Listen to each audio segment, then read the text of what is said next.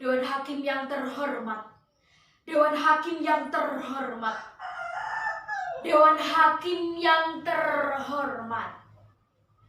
Sebelumnya, perkenankan saya meralat ucapan jaksa. Ini bukan pembelaan, karena saya tidak merasa melakukan pembelaan terhadap diri saya sendiri. Karena ini bukan pembenaran. Apapun yang saya katakan adalah hitam putih hidup saya. Untuk itu Dewan Hakim yang terhormat, biarkan dulu saya berbicara. Karena ini kali terakhir saya biarkan mulut saya berbicara. Untuk itu Dewan Hakim yang terhormat, jangan ditanya dan jangan dipotong. Kalau waktunya berhenti saya akan diam selamanya. Saya tidak butuh pembela, saya tidak butuh penasihat hukum, karena saya tidak mampu membayarnya. Semuanya sudah jelas. Semua tuduhan terhadap saya benar adanya. Segala ancaman hukuman, vonis mati, saya terima tanpa adanya pembelaan, banding, atau apalah namanya. Kematian adalah kehidupan kedua. Untuk apa saya berkelit kalau itu sudah menjadi winarah dalam hidup saya? Yang jelas, biarkan dulu saya berbicara tentang apa saja.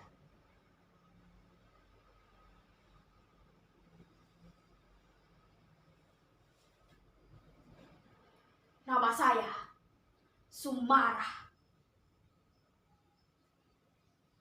seorang TKW babu. Benar, memang saya babu. Karena justru itu saya hebat. Saya hebat karena berani mengambil keputusan menjadi seorang babu. Belum tentu semua orang mau menjadi manusia di bawah manusia. Ya, inilah saya, Sumarah. Menjadi babu, TKW sudah menjadi pilihan. Bertahun-tahun saya hidup menjilati kaki orang. Bertahun-tahun saya merangkak di bawah kaki orang. Bertahun-tahun mulut saya tahan, lidah saya lipat agar tidak berbicara. Karena berbicara berarti bencana. Bencana bagi perut saya, perut Simbok, dan bencana pula bagi perut majikan saya.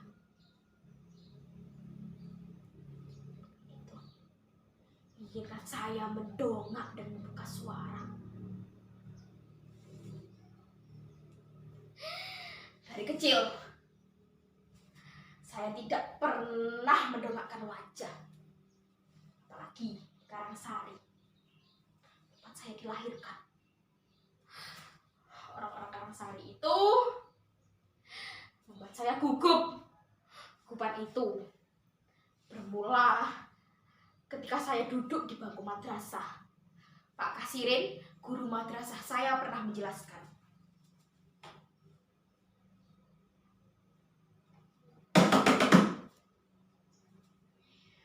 Pembunuhan para jenderal-jenderal itu dilakukan oleh sekelompok orang yang sangat keji, yang tergabung dalam organisasi PKI. PKI itu benar-benar biadab. Oleh karena itu dihapuskan dan dilarang berkembang lagi. Seluruh antek PKI dihukum.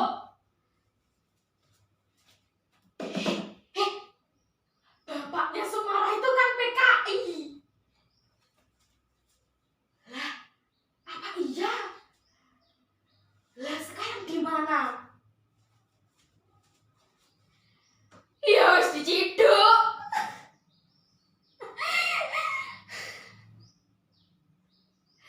Seperti tersiram air panas, hatiku sakit. Nyeri sekali. Malamnya, aku bertanya pada Simbok.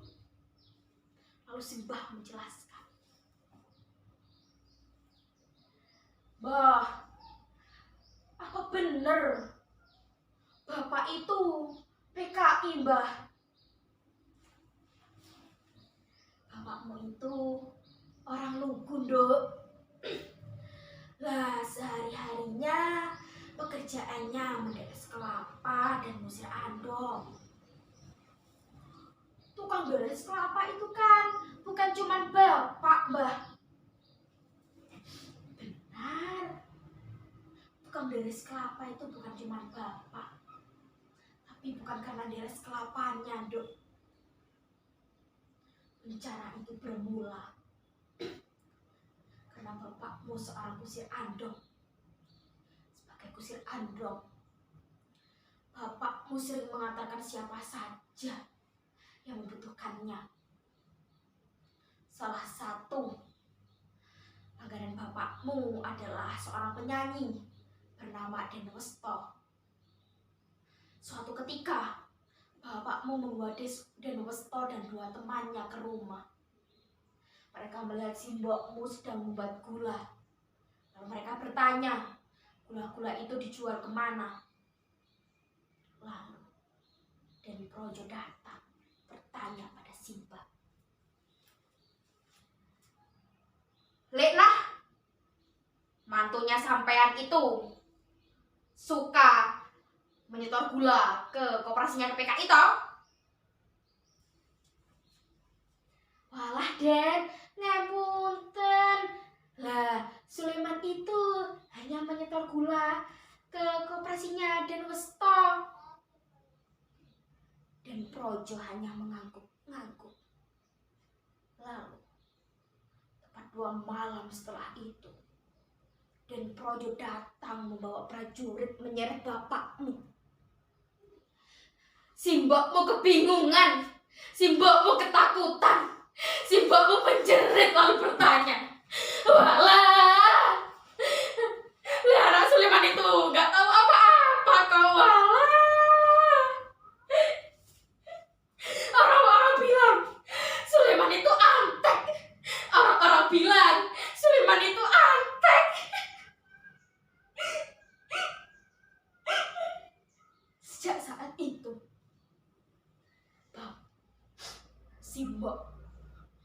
Simbah tidak pernah lagi melihat wajah bapak. Begitupun saya tidak pernah sekalipun melihat wajah bapak. Tetapi bayangannya menjegalku. Bayangannya membuatku takut untuk mendongak. Lalu, setelah madrasah, kondisi ekonomi Simbok tidak mengizinkanku melanjutkan sekolah. Akhirnya aku ikut tetangga bekerja di kota menjadi seorang babu. Bertahan 2 tahun. Akhirnya aku pulang. Aku ingin melanjutkan sekolah. Aku tak ingin sebodoh bapak, Simbok, ataupun Simbah. Aku tidak ingin diperdaya orang.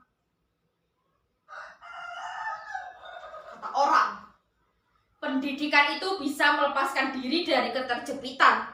Aku percayai itu. Aku hafalkan teori Archimedes, Lavoisier, Einstein. Aku hafalkan dikotil, monokotil. Aku hafalkan Undang-Undang 1945 dari pembukaan, pasal-pasal, ayat-ayat hingga ke titik komanya. Dan yang paling kuhafal adalah butiran-butiran Pancasila.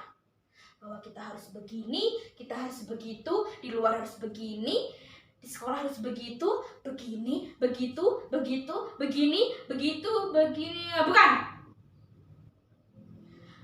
Nyatanya semua menjadi bukan. Semua teori, rumus, ambiar-biar. Nemku, ijazahku, rapotku macet ketika aku mencari kerja.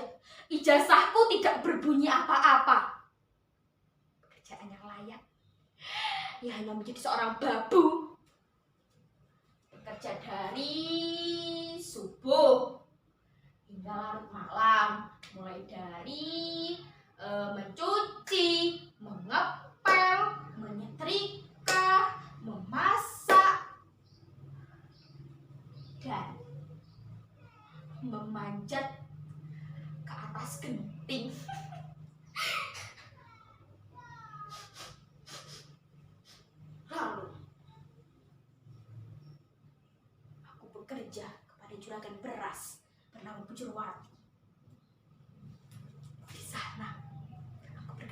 seorang lelaki namanya Mas Edi. Dia seorang tentara. Aku jatuh hati kepadanya. Cintaku semakin bersemi kalau aku tahu ternyata Mas Edi juga menaruh hati padaku. Rasanya hatiku melambung tinggi sekali. Lalu untuk kemudian kembali terdepak dan jatuh ke jurang yang curam. Aku tidak mungkin meneruskan hubunganku dengan Mas Edi. Mas Edi mundur teratur setelah mengetahui sejarah keluargaku.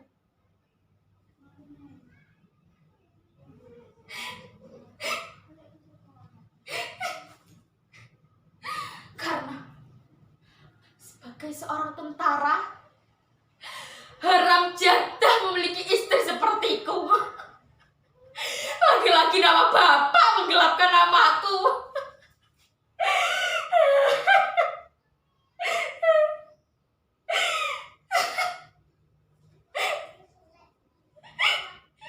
Akhirnya, aku memutuskan untuk berhenti. Aku ingin pergi ke tempat yang jauh, di mana bayangan bapak tidak menguntitku. Itu, Simbok bertanya, "Sum, apa kamu mau bekerja di Arab?" Perkataan Simbok mengganggu pikiranku. Akhirnya, aku berhasil mendaftar menjadi seorang TKW melalui calo.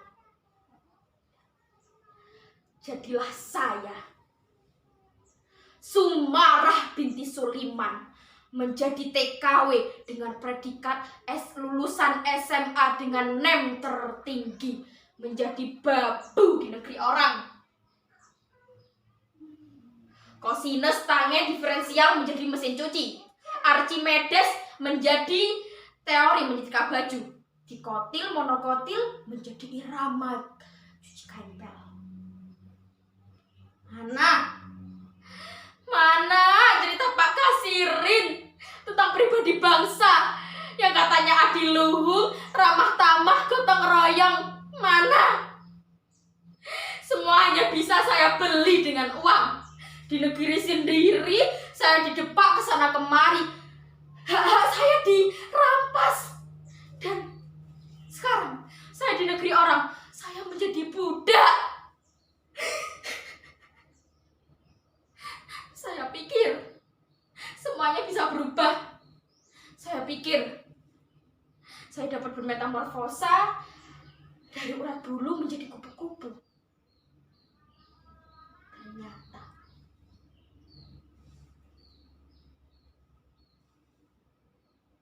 Sumarah tetaplah kandas.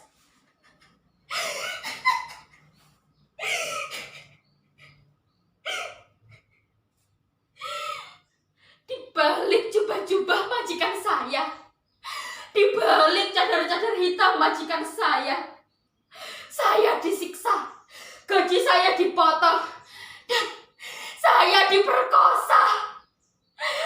Layaknya budak hina yang halal dibinatangkan.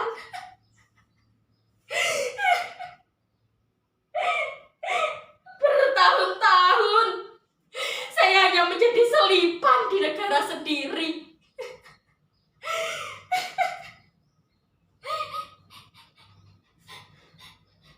Tidak. Tiba-tiba kesadaran itu muncul. Saya harus mendongak, meludahi muka-muka orang yang membinatangkan saya. Tuh, meraih, mengangkat tangan, meraih pisau tajam. Kemudian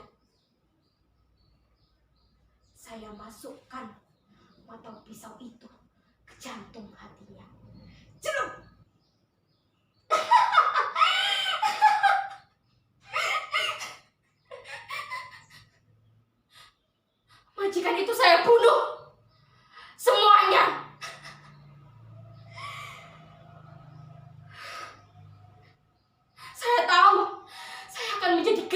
sebenarnya.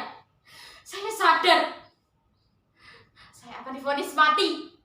Untuk itu, saya tidak butuh pembela, saya tidak butuh penasehat hukum. Tidak usah saya dipulangkan ke negeri saya dan diadili di sana, karena semuanya akan menjadi lebih rumit. Itu Dewan Hakim yang terhormat. Dewan Hakim yang terhormat. Hidup saya dipenuhi dengan ketakutan. Dan sekarang,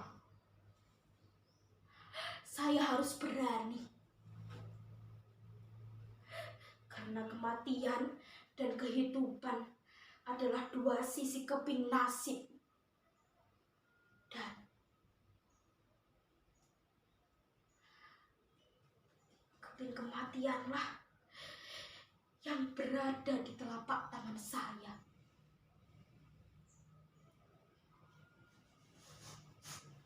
Dewan Hakim yang terhormat, inilah saya, Sumarah. Saya siap mati.